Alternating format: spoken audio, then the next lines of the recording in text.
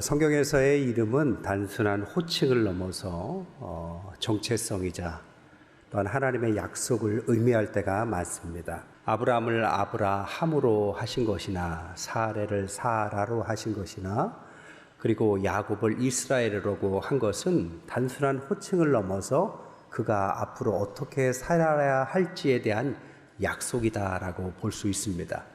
그래서 성경은 그 이름의 의미가 특별하다고 볼 수 있겠죠. 오늘 본문 사도행전 3장에도 그 이름의 능력이 나옵니다. 우리가 잘 아는 것처럼 미문 앞 성전 앞에서 앉아서 거린으로 살아가는 사람에게 베드로가 그 이름의 능력을 보여주죠. 그 이름의 비밀 때문에 그의 삶이 변합니다. 변하고 나서 이어서 설교하는 내용이 오늘 본문입니다. 오늘 설교의 내용은 단순한 소수의 사람들을 대상으로 한 것이 아니라 수많은 사람들에게 전도를 위해서 하는 전도 집회와 같은 의미로 오늘 설교를 했습니다. 그 설교의 주제가 뭐냐? 그 이름의 비밀을 알라라는 것이죠. 저는 오늘 이 본문을 통하여 하나님 그 이름의 비밀에 대해서 함께 은혜를 나눌까 합니다. 첫 번째, 그 이름 13절에 보니까 아브라함의 하나님, 이삭의 하나님, 야곱의 하나님, 우리 조상의 하나님 이렇게 말씀하죠. 이 이름은 하나님을 그냥 언급한 이름이 아니라 사실 이 이름은 모세가 소명을 받을 때 모세에게 최초로 하나님은 누구시다라고 말씀하실 때 알려주신 최초의 하나님에 대한 이름의 언급입니다. 그분은 아브라함 그리고 이삭, 야곱을 넘어서 그 약속을 그의 후손인 모세에게 주실 때 그 이름을 밝혀 보여주죠. 이 이름 때문에 모세는 그의 삶에 진정한 사명을 깨우치게 되는 것이죠. 아시다시피 모세는 광야로 가서 40년의 시간을 보냅니다. 계획을 가지고 간 건 아니에요. 갑작스럽게 피신을 통해서 가게 된 것입니다. 왕자였다가 우발적인 살인, 그리고 목격자 도망, 그리고 준비 안 된 피신으로 이어지면서 광야 생활이 무려 40년이나 이어집니다. 잠깐 피신이 40년으로 이어졌다는 것이 얼마나 이게 큰 일인지 여러분 상상해 보셨습니까? 성경에 그런 이야기가 또 나오죠. 나오미의 가족이 기근 때문에 10년간 피신하죠. 10년을 계획한 것도 아닌데 10년이 걸립니다. 근데 10년 동안에 남편과 두 아들이 죽고 모든 것을 잃어서 자신의 이름을 슬프다, 쓰다, 인생이 박복하다는 의미의 마라라고 고백한 이야기를 우리가 알고 있죠. 그런데 이 나오미의 시간, 잃어버린 10년, 이것을 4배나 더한 것이 모세 잃어버린 40년이었습니다. 모세는 그래서 그 시간을 그냥 복되게 계획을 갖고 보냈다기보다는 언제 끝날까라는 심정으로 보낸 것 같아요. 왜 그것을 알 수 있느냐? 그의 아들의 이름을 게르솜이라고 지었기 때문입니다. 게르솜이라는 이름의 뜻은 나그네란 뜻이죠.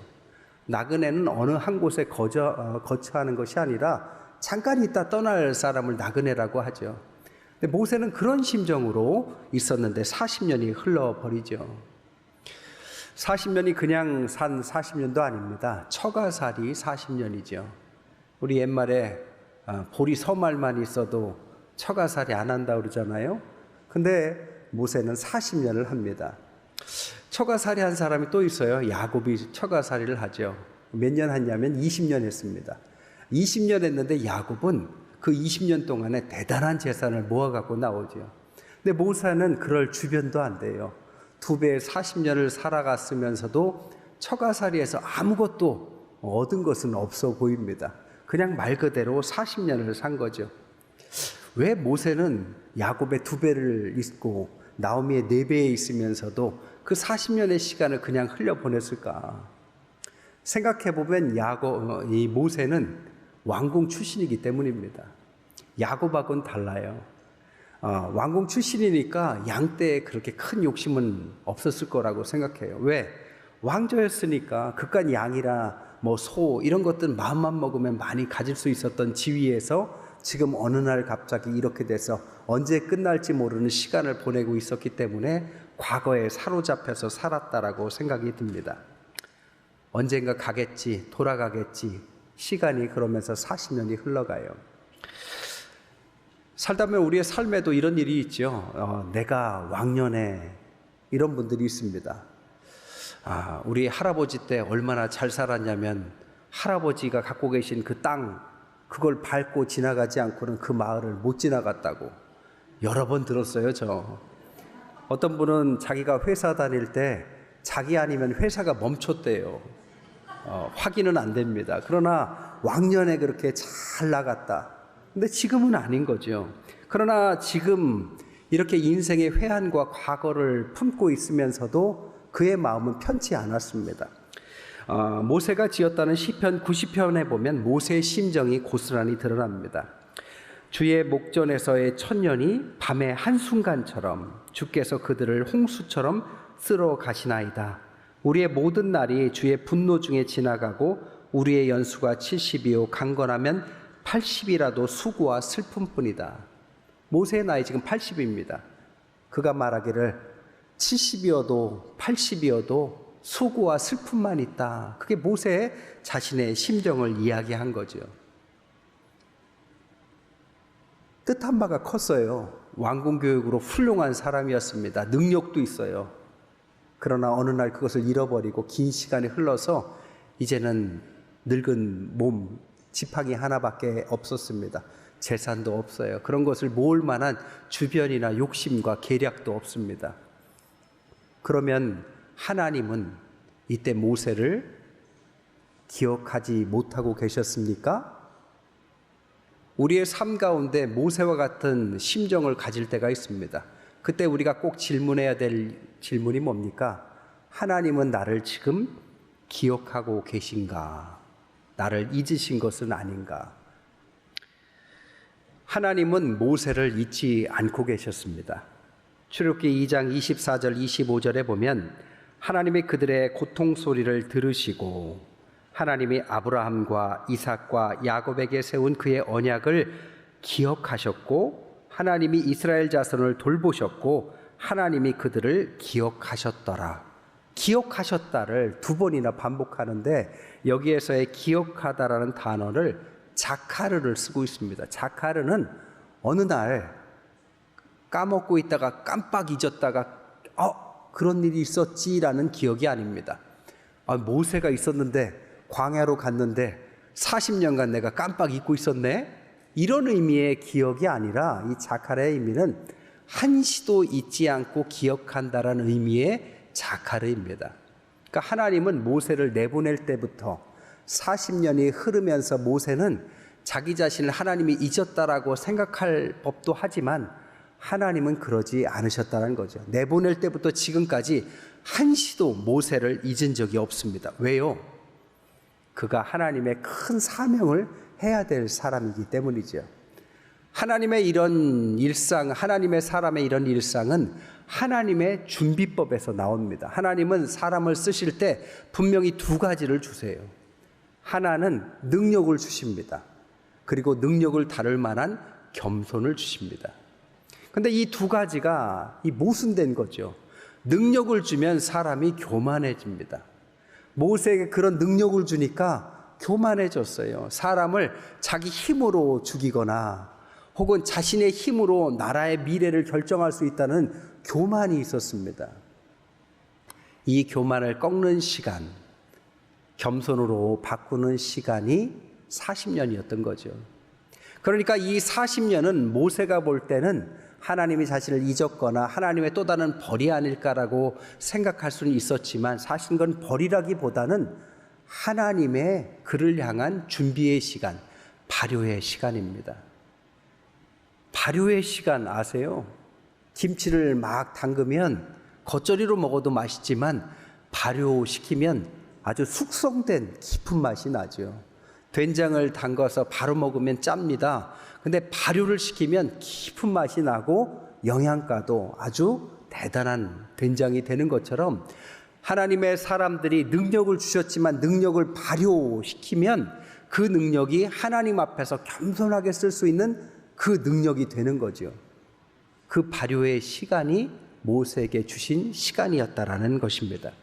그리고 나서 모세를 깨우쳐 주십니다. 떨기나무에서 만나 주시는데 떨기나무의 이 신학적인 의미는 깨달음입니다.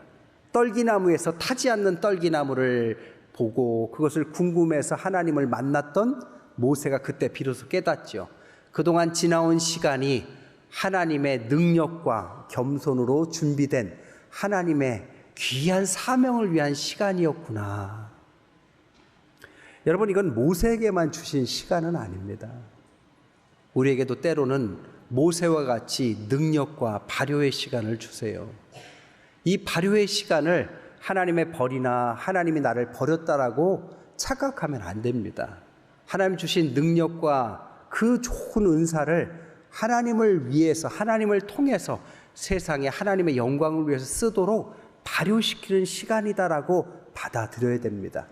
모세가 그것을 떨기나무에서 비로소 깨닫죠. 깨달을 때 주신 이름이 바로 뭐라고요? 바로 아브라함의 하나님, 이삭의 하나님, 야곱의 하나님, 우리 조상의 하나님이라는 이름을 주셨다고요. 그러니까 그 이름은 단순히 어떤 고유명사를 의미하기보다는 하나님은 어떤 분이냐? 아브라함을 불러서 믿음의 조상으로 세우고 이삭과 야곱을 통해서 약속이 이어지고 너희 조상을 통해서 하나님의 하나님 되심을 드러내셨는데 그 약속의 성취를 약속의 땅 가나안으로 이끌도록 너를 부르신 것이다. 바로 내가 그 하나님, 너의 하나님이다라고 그 이름의 비밀을 알려주셨다라는 것입니다. 그 이름을 통하여 모세는 자신의 사명을 깨닫고 비로소 하나님의 사람으로 변화받습니다. 그 이름의 비밀이 바로 이것이죠. 두 번째로 그 이름을 13절에 또 이렇게 말하죠. 아브라함과 이삭과 야곱의 하나님, 곧 우리의 조상의 하나님, 모세를 변화시킨 그 이름의 하나님이 그의 종 예수를 영화롭게 하셨다. 그 이름의 비밀을 성취시키셨는데 그게 누구냐? 바로 하나님의 아들 예수님이다. 그 이름의 비밀의 완전한 성취, 그 이름의 비밀이 바로 예수 그리스도인데 이 이름을 통해서 누구를 또 두 번째로 변화시키시느냐? 바로 오늘 본문의 베드로를 변화시키십니다. 베드로는 무명의 어부였어요. 그러나 베드로의 인생을 바꾼 한마디가 있다면 예수님께서 이렇게 말씀하십니다. 너는 지금까지 물고기를 낚는 어부였다면 앞으로는 사람을 낚는 어부로 만들 거다. 베드로가 이것을 어떻게 받아들였을까요? 물고기를 낚는 어부는 너무나도 당연한 이야기입니다. 이것은 생계를 위해서 살아가는 하나의 직업일 뿐이지요. 근데 사람을 낚는 어부라는 의미는 생계를 넘어선 어떤 사명을 통해서 사명을 위해서 사는 사람이다라는 의미일 겁니다. 20년 전에 제가 옛날에 있던 교회에서 의사분들을 모시고 의료 선교를 갔어요. 어려운 지역에 있는 사람들을 돕자고 갔는데 그때 의사 여러분들이 가셔서 큰 변화를 겪습니다. 도와주려고 갔는데 그들을 도우면서 자신의 미래를 발견해요. 하나님께서 나를 여기까지 인도하신 것은 단순히 나의 직업, 생계를 위해서 보내신 것이 아니라 그 이상의 사명이 있구나. 그분들이 그렇다고 의사를 그만둔 건 아닙니다. 그러나 목표가 달라졌죠. 여러분, 주님께서 우리에게 뭐라고 하십니까? 사람은 떡으로만 사는 것은 아니다라고 말합니다. 떡을 위해서 살아야죠. 그러나 떡으로만 사람은 살 수 없습니다. 만족함을 누릴 수 없어요. 하나님이 부르신 그 부름의 사명이 다 달라도 그 사명이 우리의 삶의 목적이 될 때 비로소 우리는 삶의 목적을 발견합니다. 그때 깨어나는 거죠.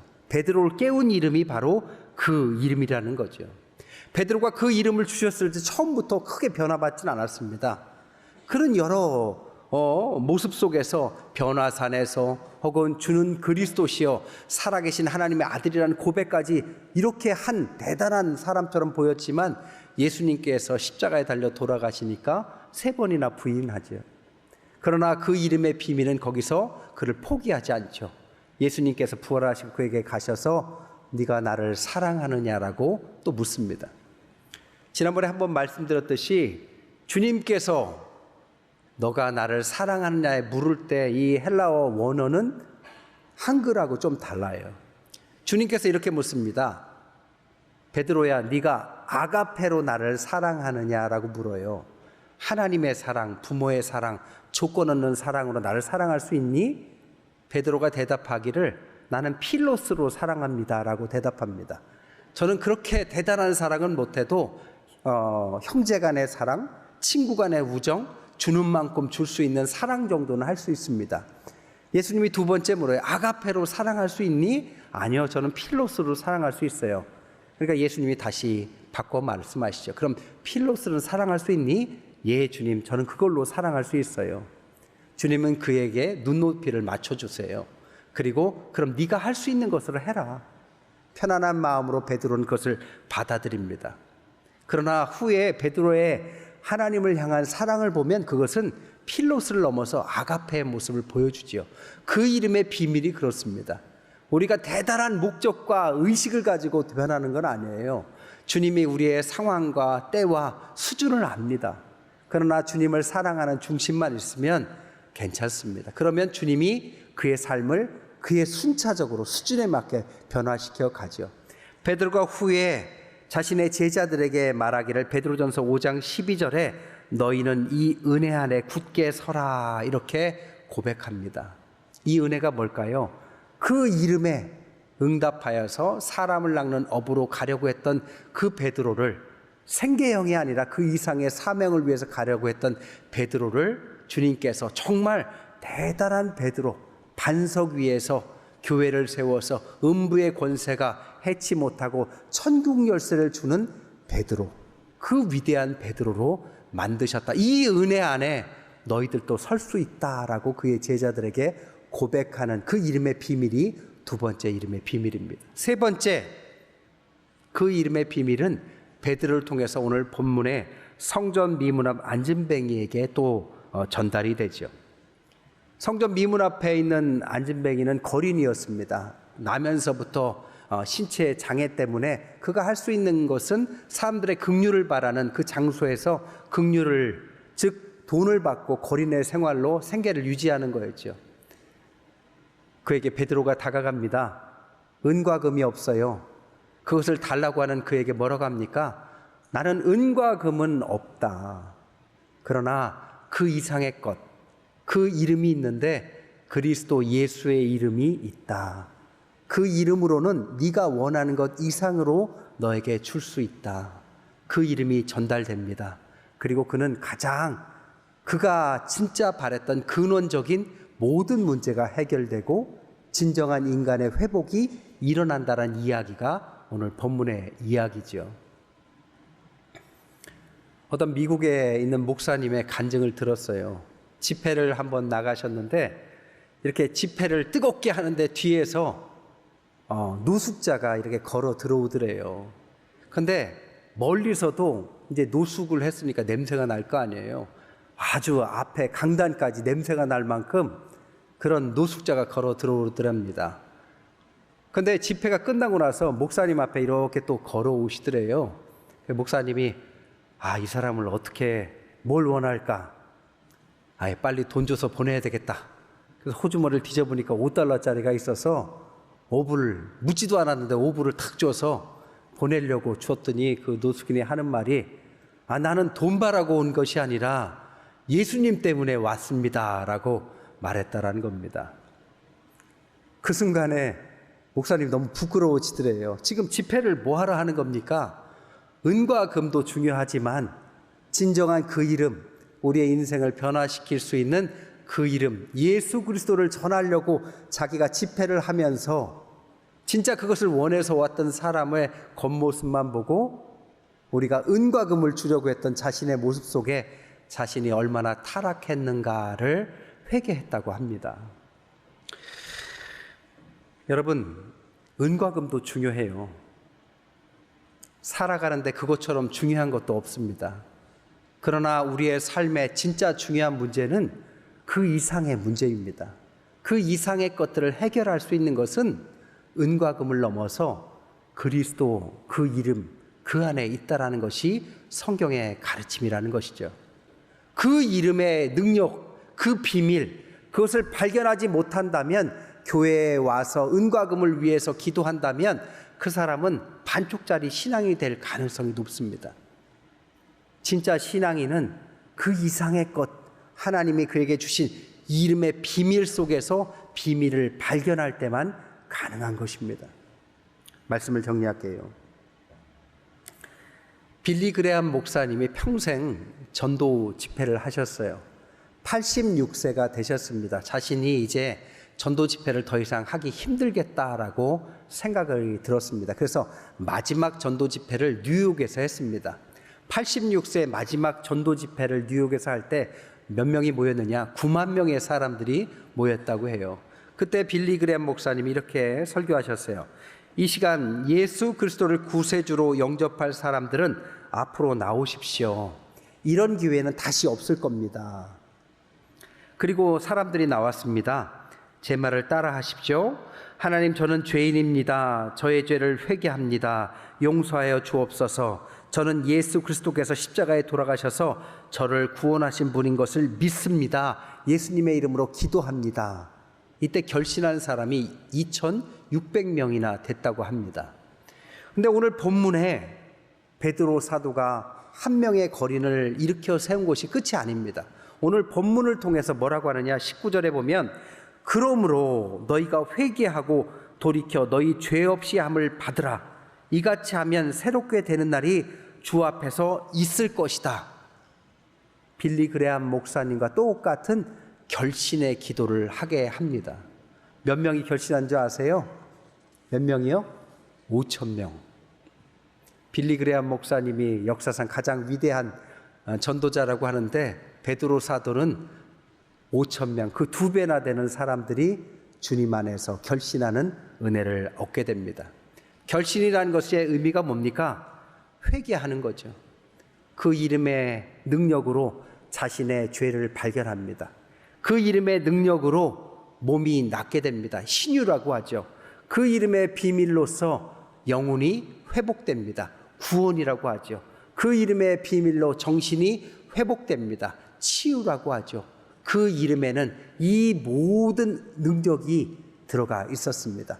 5,000명의 사람의 숫자도 중요하지만 그 사람들이 각각 살아오면서 삶의 목적을 잃었던 사람들이 그 시간 생계를 넘어서 삶의 목적을 회복하고 자신의 죄에 직면하고 그 죄를 해결하고 하나님 앞에서 삶의 목적을 하나님 앞에서 하나님의 영광을 위해서 하나님의 나라를 위해서 결단한 시간, 그것은 다 그 이름의 비밀 속에서 시작된 줄 믿습니다. 말씀을 정리할게요. 요한일서 3장 1절에 보면 보라, 아버지께서 어떠한 사랑을 우리에게 베푸사 하나님의 자녀라 일컬음을 받게 하셨나. 누가복음 24장 45절에 이에 그들의 마음을 열어 성경을 깨닫게 하셨다.